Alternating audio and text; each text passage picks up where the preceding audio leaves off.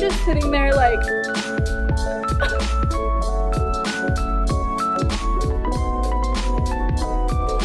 what just happened, you know? What just happened? Hi guys, I am finally home. Don't mind my hair or my face or anything.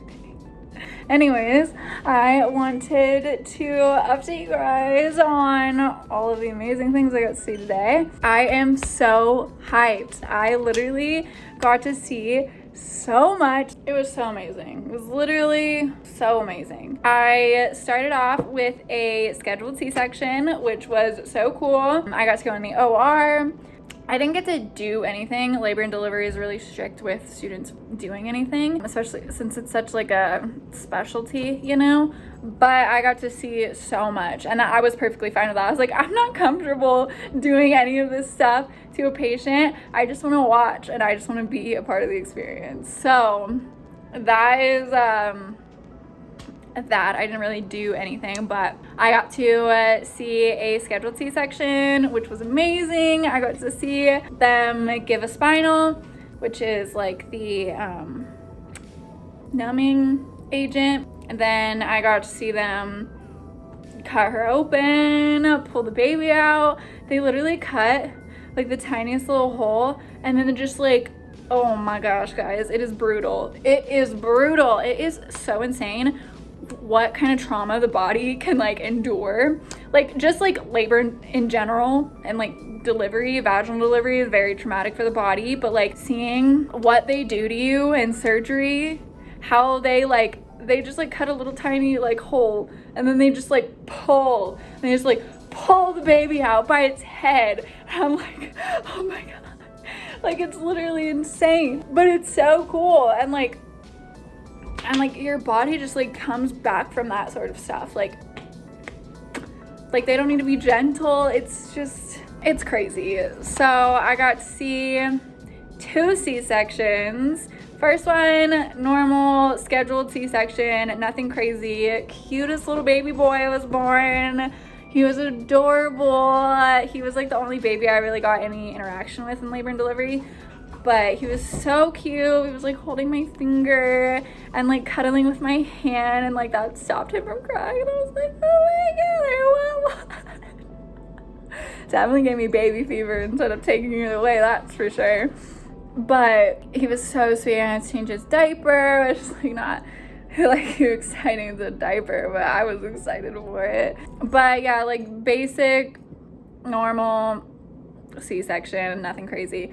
Then the second C-section that I got to see, I actually just kind of followed some random nurse. I was just going up to any nurse that would give me the time of day and just like tell them how much I was interested in OB, how like we only had 2 clinicals in the hospital, so I want to be able to see as much as possible. Unfortunately, that did not work on the nurse I was assigned to. She was not having it. She was not happy with having a student. I kept trying to talk to her. I kept trying to say like, oh my gosh, like that's first C-section I saw was with her. So it was like, after we left the room, I was like, oh my gosh, that was amazing. Like that just like solidified the fact that like I want a precept in labor and delivery. Nothing from her at all. Like she just like completely ignored me. And like anytime I tried to like talk to her, like she was very professional and she wasn't rude or anything. She just like was very disinterested in teaching or having a student follow her around, which I'm fine with. I am very introverted and very shy.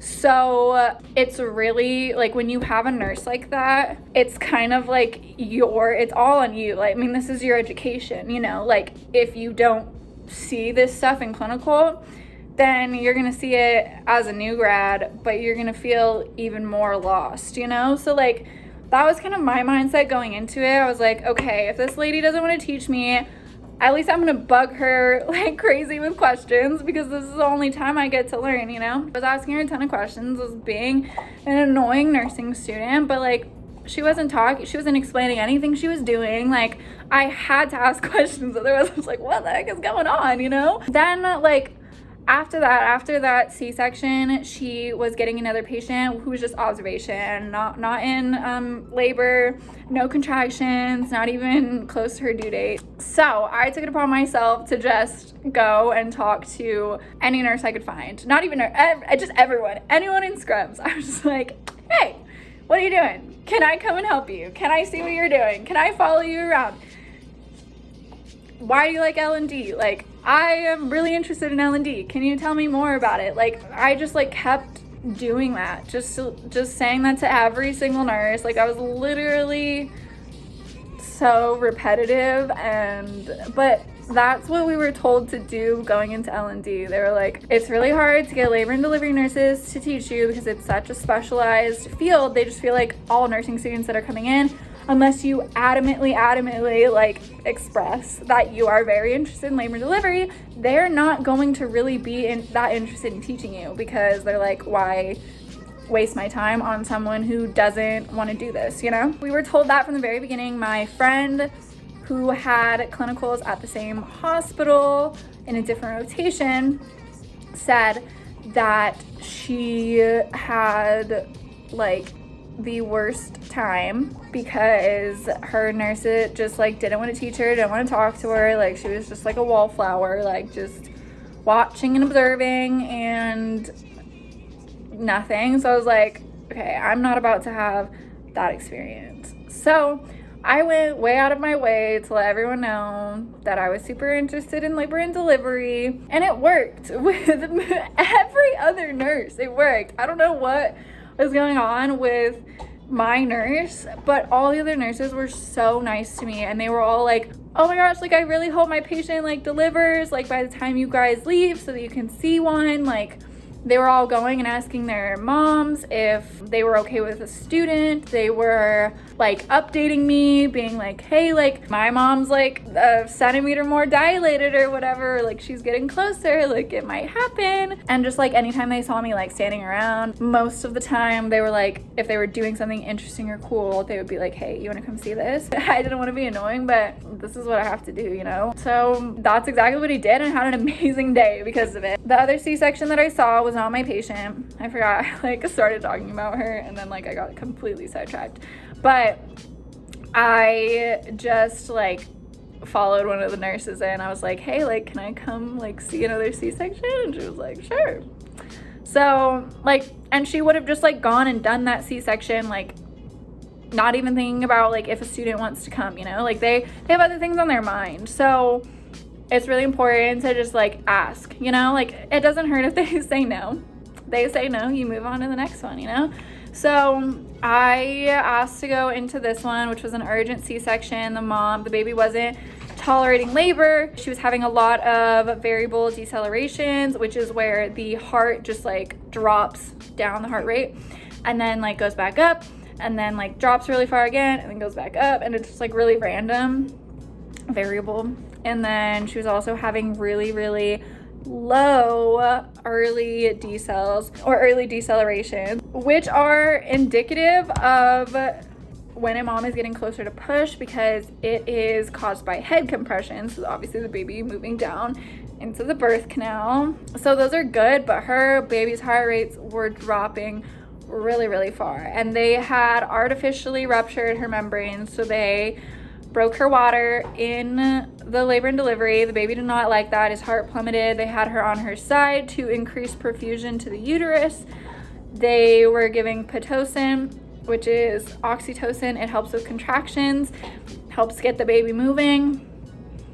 And what else are they doing? Oh yeah, they had her on internal uterine pressure monitors. They were monitoring the baby's heart rate and her contractions from inside her uterus, which is only done for like high risk patients, like patients that are having like, so her baby was having a lot of like deceleration, so they want more accurate readings. So they go in through the vagina, and the one for the baby's heart rate is like this little thing that like twists into the baby's skull. Sounds kind of scary, but they barely feel it apparently.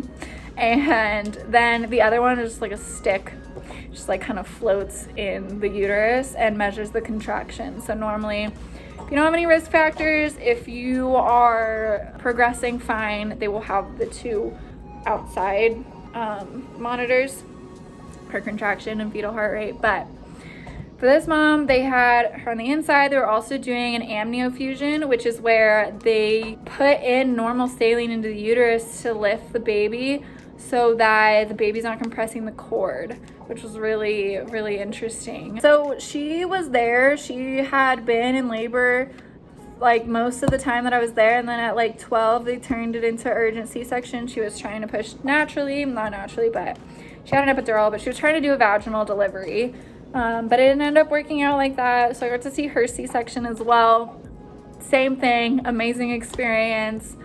All the C-sections pretty much go the exact same, but it's just such a cool, like, the OR is such a cool environment. I don't know, I'm weird like that. Then I was about to be able to see a 3rd C-section, but I got kicked out. I don't know if I already told you guys that already, for another nursing student to see, which I was fine with because I had already seen 2. So then, last but not least, I was literally praying to see a vaginal delivery because next week when we go into the hospital for clinicals, I'm probably going to be put in the NICU. So I was like, this is my one chance to see as much as I can in labor and delivery. Like, if I am making the big decision to precept in labor and delivery, then I want to be able to see as much as I can and know for sure that this is where I want to be, you know? So I was so like upset that I was not going to be able to see a vaginal delivery because no one was ready. They did have like 1 or 2 vaginal deliveries while I was there, but I was busy, and also the nurses just didn't know that there was students, and obviously like their priority is their patient and the baby, you know? Like, when things are happening really quickly, they're not going to think like, oh, we need to go find the nursing students, you know? So I didn't get to see any of those, which was really upsetting. And it was an hour before we were having to leave. And I was like, great, like I got to see 2 C-sections, cool, you know? But like, I didn't get to see that. It's just, part of it is luck, you know? Like, what kind of nurses and patients you have available. But I was going in, I went in with a nurse, one of the nurses that was so nice to me. She was so kind, and she was also pregnant, which was adorable. Like, I had a labor and delivery nurse that's pregnant, and she was so nice to me. Like, you could tell like her like mom instincts were like heightened and kicking in because she was so sweet to me. She was like asking me like what I wanted to do. Obviously I told her like I'm really interested in labor and delivery. She was like, okay, well, I'm gonna try to like get you to see this mom's vaginal delivery that I have. It was like, she's a first-time mom, so we don't really know how long it's gonna take. And at that time she was 5 centimeters dilated, so, and then she didn't really progress until this time when I was in there with her. She had progressed to 8, and so I got to watch the nurse perform a cervical exam on her, which was really cool. And then while we were in there, which she wasn't ready to push, so I was like, great, like the one patient that I thought I was going to be able to see a vaginal delivery on, she's not ready, and I'm about to go home in 30 minutes, you know? Then the emergency light goes off and starts like, the emergency alarm starts like going off, and the nurse is like, that's the emergency alarm. She was like, go out there and see where everyone's running and go follow them. She was like, you're gonna see something cool, go, go, go. So I was like, oh my God, okay. So I'm like running, and so I go into this room of this patient, and she's literally crowning, like everyone's running in, she's about to deliver. I was like, oh my God, it's happening, I get to see it. And I was so excited. Honestly, I think I liked the atmosphere of the vaginal delivery a lot more than the OR. The OR is very OR, you know? I don't really know how to describe it, but this was, I don't know. But then this delivery went crazy. Okay, guys, like, oh my God, okay. Just wait. So I get in there. The mom is crowning. She's going through a contraction. The doctor's like, you have to start pushing. She's like, no, I can't do this. I can't do this. I can't do this. Like, she's freaking out. They're trying to like hold her knees to her chest. So like she's in the good like pushing position. And the mom is like, no, like I can't do this. I don't want to do this. No. And the doctor's trying to like calmly talk to her. She's like, you got this. You have to do this. There's no going back. Like, your baby is literally crowning right now, you know? She's like, no, like, I don't want to do this. I don't want to do this, blah, blah, blah, blah. And then the doctor finally convinces her to push on the next contraction. She starts pushing. And the baby starts coming out. And the doctor starts like putting her fingers like around the baby's head to get it out, and this mom starts freaking out, like literally freaking out. She's squirming all over the bed. She's fighting the nurses. She's fighting her own mom. She's fighting the doctor. She's like, she doesn't want to do this. She's like, no. Like, the baby is literally coming out, and the doctor's like, you have to do this. The baby's heart rate is dropping. Like, you have to push this baby out now. Like, there's no going back. So she's pushing. She's like, I can't do it. She starts fighting everyone. She literally goes down there, grabs her baby's head and pushes it, like tries at least to push it back inside of her. And I'm just like watching this, like, what is going on? The nurses have to grab her hands to hold her back, and then the whole baby just flies out of her. Like, so everything just flies out of her. Okay, the dad sees this. The dad passes out. He just falls back onto the dresser, like falls to the floor. I'm just sitting there like,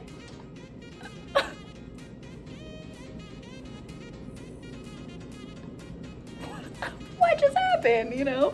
What just happened? And I was the first vaginal delivery I had ever seen. The mom like doesn't even care that her baby is sitting on her chest.